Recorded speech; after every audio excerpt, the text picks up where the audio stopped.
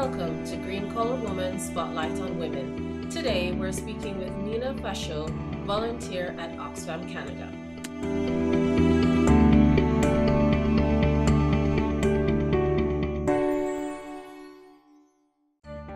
I was born in the south of France where I grew up, and after having finished high school and having worked abroad for a year, I studied a 4-year international school of business and development called 3 School and based in Lyon.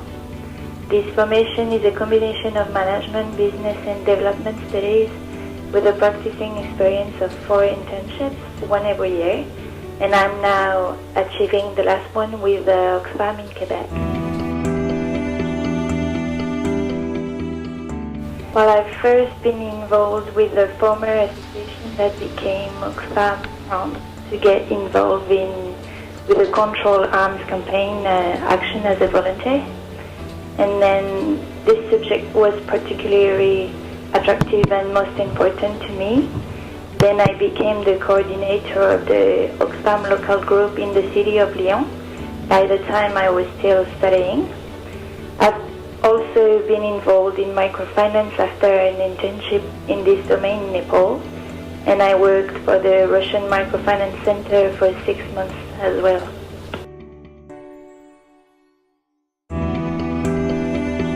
Oxfam works in reducing poverty and improving justice by working with communities, but also doing fair trade, advocating, lobbying, helping people in need.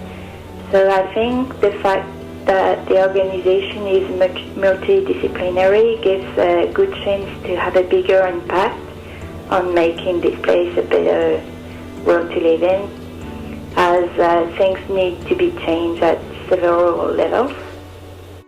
Oxfam works a lot with communities and partnerships, so they have development projects. Oxfam Quebec works a lot more in development and emergencies action. So they have development projects regarding women, regarding the Watson project, the water sanitation, and also they have a microfinance project and education. They work in many areas, and they also have a advocating and lobbying action here in Quebec.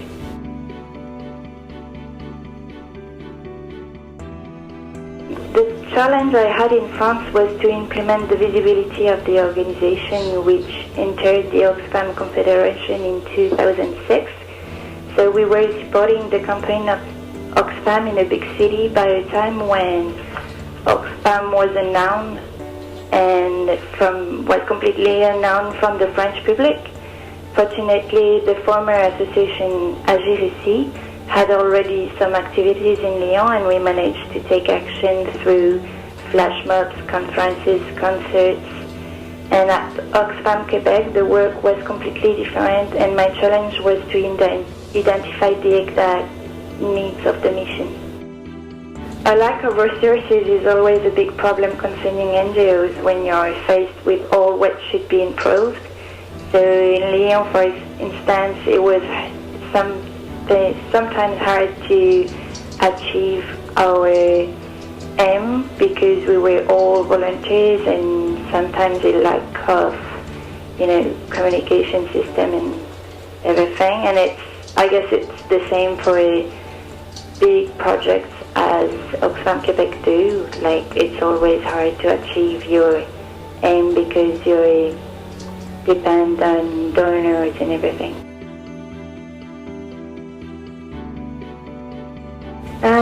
I'm not sure being a woman helped or had any effect on working or not for an NGO, but I might have a different point of view, another sensibility as being a woman. It is sure, though, that I had an impact on how I made some choices and the experience that I had. For some reasons, and it depends on where you work, but being a woman can be an everyday challenge. For example, the experience I had in Nepal, that was an everyday challenge to assess my own credibility in working in an organization in Nepal, because just being a woman was was a thing to defend, and why I was there in Nepal working for an organization and not back in France and like having my family around and stuff. That's cultural, though sometimes it's harder, but it's always, I think, possible to explain why you're here and what you can bring.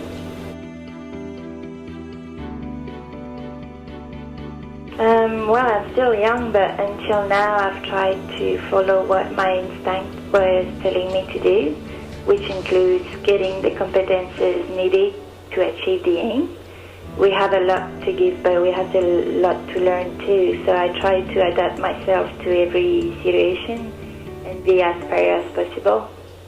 But I would say to the woman who wants to do something, there is no, like if you want, you can, kind of. So that's it.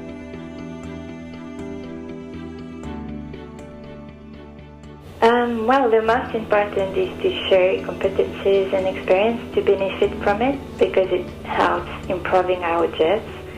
So that would be the first value I see in this kind of connection.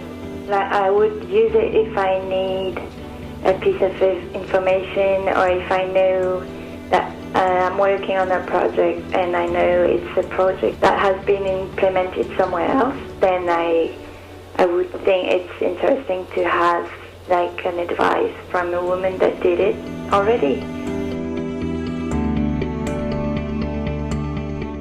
Probably because I'm one of many other women who try to change things a little in the world we live in, and by taking action.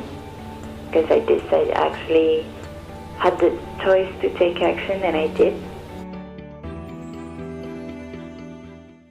Thank you for joining us on Green Collar Woman Spotlight on Women. See you next time.